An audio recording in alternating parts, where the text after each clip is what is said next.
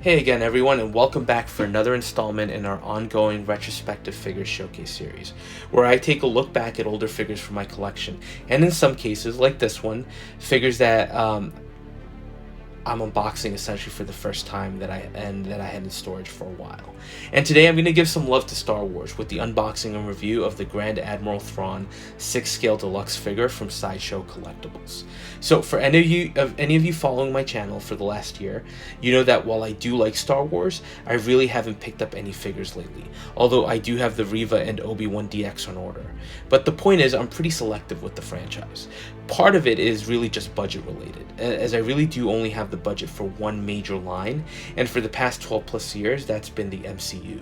So there's very little opportunity to branch into Star Wars, especially with all the amazing releases they have that Hot Toys keeps coming out with for Star Wars, and they're all tempting, but just there's no way you could keep up. So definitely have to be more selective. But like I said, it doesn't mean that I don't like the franchise, and earlier in my collecting I was picking up some figures, and one of those that caught my attention was Grand Admiral Thrawn. I know a lot of people are fans from the animated Clone Wars shows, but for me the appeal goes back to the Star Wars books and the Thrawn trilogy, which essentially launched that literary expanded Star Wars universe. And bear with me because it's been a while since I read the books, but one of the greatest things about them were how they really positioned Thrawn as a master tactician and probably one of the biggest threats the New Republic faced. There was some real sense of danger to the character that always made him stand out, and even the description of him with the blue skin. The Empire always felt a little xenophobic, and you never really saw non-humans in the ranks, or especially in leadership positions. So to see an alien holding such a high rank really also made him stand apart. Needless to say, Thrawn has become a mainstay in the Star Wars universe, and he is going to be making his live-action appearance in the Ahsoka show coming up this year. And for those of you that watched the 3rd season of The Mandalorian, they name-dropped Thrawn a few times as Moff Gideon essentially tries to take on the Admiral's role. So with all that in mind, it seemed to make sense to take a look at this figure. And as you can see, this is the deluxe version of the release. So let's look at everything we got with it. And I'll start by saying he didn't actually come with much. Basically just some spare hands, a waist clamp type stand, a blaster, and a pet of sorts. Now, what really did set this figure apart for me, and it made it irresistible to pick up, was the command chair that came with the deluxe set. And as you can see, it's massive and impressive looking, and it does come slightly disassembled, but we'll look at the piece in greater detail shortly. Now, as is our norm, let's look more closely at the accessories, and we'll start with the hands. Now, they have been painted with this light blue skin tone to match the rest of the figure, and these are fists if you want a more calm pose of sorts. I do appreciate that they include their own sets of pegs as well. Why this isn't standard practice is beyond me, because it makes hand swapping so much easier. But going back to these, there is some nice detail work on the top of the hands where you can see some veins, but the only slight issue I have here is you can see a seam line across the knuckles. Not sure if that's an actual seam line where they glued the hands together, or if it was something with the mold. Again, I'll say that I'm looking at all these super close up, so once they're in a display case, you probably won't notice. The next accessory has to be my favorite with him, and it's his pet, which is, and I'm gonna apologize in advance if I butcher the pronunciation, but I think it's in a Salamiri, which in the books and in Star Wars canon are these creatures that are able to, I believe, provide some protection against Force users by essentially dampening the ability to use the Force in their vicinity, which is why Thrawn has one close to him at all times, as sort of that added layer of protection. Now, the animal is a solid molded piece, and he's in this sort of arch pose since he is supposed to be sitting on the Thrawn figure. As far as detail work, I do like this piece a lot. Face has a lot of beautiful texture, and paint app work to capture all the skin folds and the nice green eyes. And that nice paint app continues through the creature's body and arms, and I like the dark coloration along his spine and tail. It doesn't feel like just a chunk of plastic. Next, you get his blaster pistol, and it looks good. Again, it could have easily been just a plasticky looking piece, but Sideshow did a good job on the paint apps here, giving it a nice set of silver accents and dry brushing to make it feel weathered. But they didn't overdo it. As far as the pistol itself, I do like the distinctive scope that's mounted on the side as well. Now, let's move on to the command chair, and we'll start with the screen that comes with it. Now, the entire chair is polystone construction, so be careful. easy to break. Now, as far as the screen, it looks okay, and I will have to remind myself during this review that this is an older release, because there are some design choices that I think wouldn't necessarily fly in today's market. Take this screen, for example. Actual screen is just a printed sticker pasted onto the polystone piece.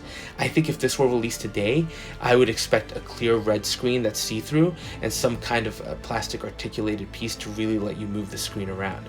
But it looks okay for its time period. Next, you get the base of his chair, and I think it looks amazing. And it's big. But there's some interesting detail work here.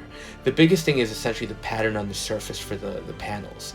At first, it looks like it's pretty uniform, but there's actually a skew to each panel, and it makes the entire piece feel asymmetric, and it gives it a really interesting look. As far as the paintwork, I do like the blue-gray that we associate so much with the Empire's technology, as well as some of the detail work showing rivets holding the floor panels together. Now, adding in the chair, you can see how big it is. Now, is it perfect? I'm going to say no. First of all, it's a little more silver or bronze colored, and I think it would have looked better following that distinctive blue-gray of the base. Now, that's not to say there isn't some nice work here. Especially with the simulated padding on the seat itself. Sideshow did a good job basically creating a clear boundary between the hard shell of the chair and creating the illusion of some softer padding. Chair itself also does have some molded control panels on the sides, but unfortunately mine does look like it suffered from some poor QA/QC, as there is a section on the side of the chair that wasn't fully painted. Usually I wouldn't care too much since I call it weathering, but this is a command chair for Grand Admiral, and I just imagine it would look pristine. Anyway, not a big deal, at least for me, but something that is a little irksome. But there's no denying that, fully assembled, the piece looks pretty impressive, and I think the main post supporting the chair is also slightly offset, further creating that asymmetric look. And standing next to the figure, you get a real idea for scale, and the chair is just massive. Now, let's look at the figure and start with the sculpt. And with this one, there really isn't anything to compare him to, since I don't think the original books ever really had a picture of him. So I think this was done based on description only, and is really an artistic interpretation of the character. But I think Sideshow did a decent job here, capturing that blue skin tone and some decent detailing around the brow and forehead. His face, though, does seem a little big. I mean, again, I'll leave that to artistic interpretation, as he is a member of an alien species, so there might be some differences when compared to a human. But I do like that they were able to capture those distinctive red eyes and give him a very stoic look, which very much goes hand in hand with how I pictured the character. Hair is okay too, jet black with some streaks of blue. Overall, it's okay, but I think it suffers from some of the earlier Sideshow release things, which is it felt more cartoonish in nature maybe. Now let's jump to the rest of the figure, and again, reminding myself about the age of this, it's okay. From a distance, it captures that imperial white uniform look, and you can see the distinctive chest piece along with the billowed out white pants tucked into the high black boots. But I will say this is a rough looking clothing set, due in large part to the material choice. It's just really thick and doesn't drape as naturally as you might like. Looking more closely, I think you can see how it doesn't fit great, and even the belt feels a little on the rough side, and even the paint apps on the chest piece are a little sloppy. Even doing a close-up on the back of the figure of the pants, I think you can see how heavy the fabric is and how thick it is. And that's really the issue, it's the thickness. Boots look okay, and at least I'll say you don't have to worry about deterioration because they're rubber, not pleather. And it does do a good job of capturing the appearance of a patent leather boot with some detail molded in. And I think I would take this over a pleather piece that's going to fall apart. But the other big issue here with this figure is that the fabric choice is made worse by the body underneath. It's flexible to a degree, but the arms don't drape naturally next to his body, so they're always folded out, and the elbows, there's just something odd about the joint where it doesn't look natural to me. But with a little patience, you can get him in some interesting poses. And I do think with the blaster and his pet, you do have a large number of display options where he looks good. But without a doubt, having him on that command chair really does stand out. Although again, he is betrayed by the underlying body choice, which makes positioning his arms on the chair a little difficult and challenging if you're trying to get him to look natural. But looking at this, there's no denying how incredible he looks on the chair with the Salamiri either on his lap or at his feet. I think by itself the figure's okay, but with the chair it's a standout piece, and I think the sheer number of display options you can get with him are incredible. Now, I think, and this is just me thinking with no knowledge whatsoever about what Hot Toys is planning, but I feel very strongly that we will be getting an Admiral Thrawn figure from the Ahsoka show at some point. And I'm sure just based on being a more modern release, you're going to see some amazing tailoring. I mean, Hot Toys released a Krennic figure with the white command tunic, and their material choice made the figure and the tailoring just stand out. So imagine what they can do with Thrawn. Now, will Hot Toys do a command chair? They have done it in the past, but ultimately it's going to depend on what we see on the show. For me, while I like the overall look of the figure on the chair, that alone honestly makes me happy to have in my collection. There's no denying that this figure could use an upgrade. And if Hot Toys releases a Thrawn, I'm probably going to jump on that. And who knows, maybe I'll use this chair with a future Hot Toys Thrawn. Or Hot Toys is going to really surprise us and give us something special. And hopefully they don't screw Thrawn up on the show. Sometimes I do question some of the decisions Star Wars makes with certain characters these days, and Thrawn has always been a personal favorite, and while I'm excited to see him in live action, I just hope Disney doesn't screw it up. Anyway, back to the figure. He's an okay figure that unfortunately hasn't aged all that well. But that deluxe version command chair, and honestly the Salamiri, does allow for a really great display piece that still pops and stands out. So overall happy to have him, but definitely hoping for a more modern version of the character. So that was a quick look at the 6-scale Grand Admiral Thrawn figure from Sideshow.